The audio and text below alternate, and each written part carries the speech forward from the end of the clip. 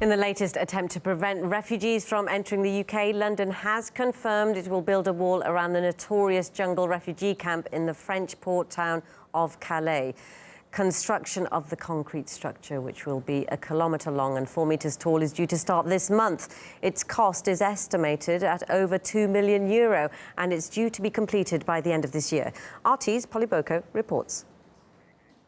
Well, the UK's immigration minister said it would be a big new wall for Calais built by the British government in order to safeguard the drivers going down the motorway past the jungle camp and on towards the ferry terminal where they board those ferries that are headed towards the UK. There are people still getting through. It's a fence, not a wall, isn't it? We don't want to confuse it. We've done the fence, now we're doing a wall.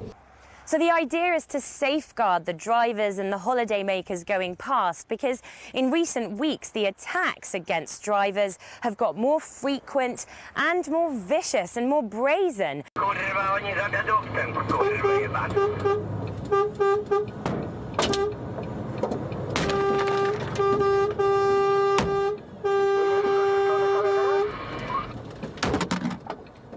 So the government says that they're doing this in order to protect drivers, but the industry representatives for truck drivers in the UK, the Road Haulage Association, it's criticised the move. It's effectively a waste of taxpayers' money. So what will happen, as we've already seen, is that these highly organised migrant gangs will simply cause their roadblocks, their obstructions that they use as a way of creating a traffic jam to then get stowaways on board British-bound lorries. They will simply move those roadblocks, as it were, back 2, 5, 10 kilometres. And the real underlying problem is not being tackled, which is that there is a very large camp there, which has not been dismantled, with a lot of migrants in a desperate situation, organised, if you like, in terms of this smuggling by very, very organised gangs. And that's a real problem. That's not going to go away just because we build a wall. The Twitter spheres exploded with criticism of the new strategy and with satire, really, as well. Many people can't resist comparing all this to Donald Trump's idea of building a wall between the US and Mexico. Many say that Donald Trump's just talking about building a wall in order to keep migrants out, whereas the British government is actually going ahead with the very same idea. Now, France's Interior Minister announced on Thursday that the Calais jungle camp will be dismantled. And to discuss this issue, I'm joined by radio presenter John Gaunt and political commentator Mo Anzar. Firstly, thank you both for joining us here on RT International. Now, charities, they're already warning that dismantling the Calais jungle will only make the situation worse. What do you think about this, John? Well, will it make it worse? It can't be much worse than it is. 9,500 people living in complete and utter squalor. Let's just state categorically, though, it's not a British problem. It's not a United Kingdom problem. It's wholly a French problem. They've got an abysmal asylum system. They're not organising it. They're not taking out any vulnerable children that are there. They have social services. It's a French problem. The French have to solve it. Nothing at all to do with Britain. But just on that wall, that won't protect our truckers, both women and men. What we actually need now is French troops on the ground protecting our brave truckers. Mo Anzar, what do you think about it? Is it the right solution? No, I think John's absolutely, as per usual. Sometimes he's not bad, actually. He's off the mark on this one, I'm afraid.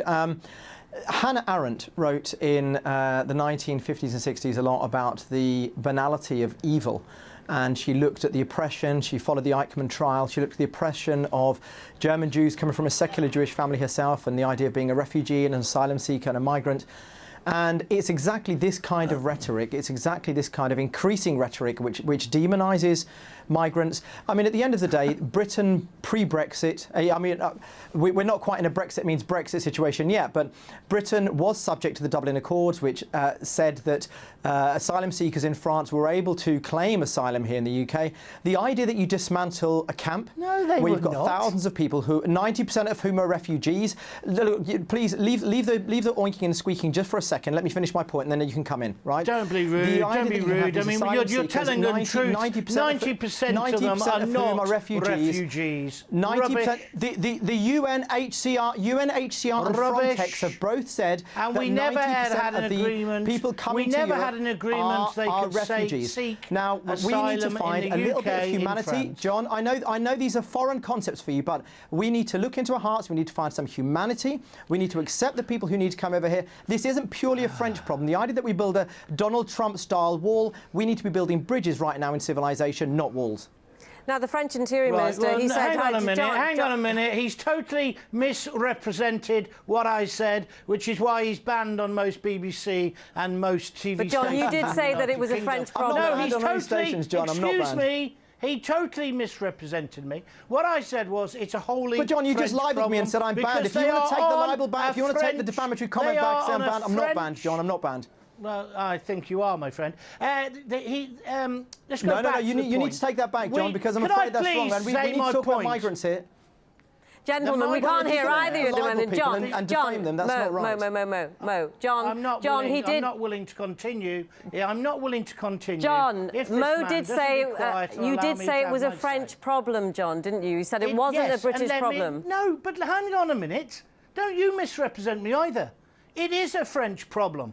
These people are in France. It's a wholly French problem. The French should deal with it. If those migrants get to Britain, it becomes a British problem. Mo Anza is completely and utterly, factually wrong. We have never accepted asylum seekers who are claiming in France. You can only claim asylum if you are in Britain. There was a proposal by some top French politicians that our people should start to evaluate them in France, but that is not what we do. It's not the process. It's a French problem. The French are not dealing with it. And the Nadir, if I can just come back to that. John, let's look at it. John, I'll take lessons from Mo Ansa on terms of humanity. Our country is one of the most tolerant in the world. OK, should we go, John, let's look at your points. Accepted many asylum seekers. I will not be painted as a racist by somebody like Mo Ansa. OK, Mo, before you answer that, John, let's look at the clip now and see exactly what those French politicians proposed about the people living in Calais and seeking asylum in the UK while they were in France. Just let's have a look.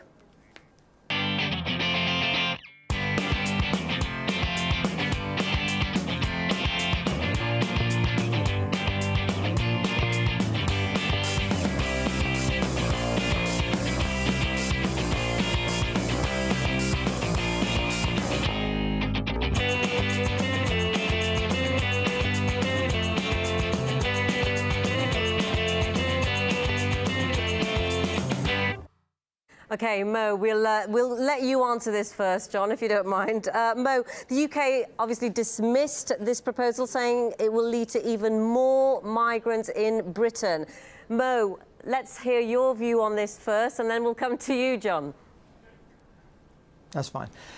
Firstly, I think it's important that viewers are well informed, and prior to Brexit, Britain was bound by the Dublin Convention, which essentially allowed migrants and potential refugees who then, once their asylum is accepted under the UN Convention, they're then defined as being refugees.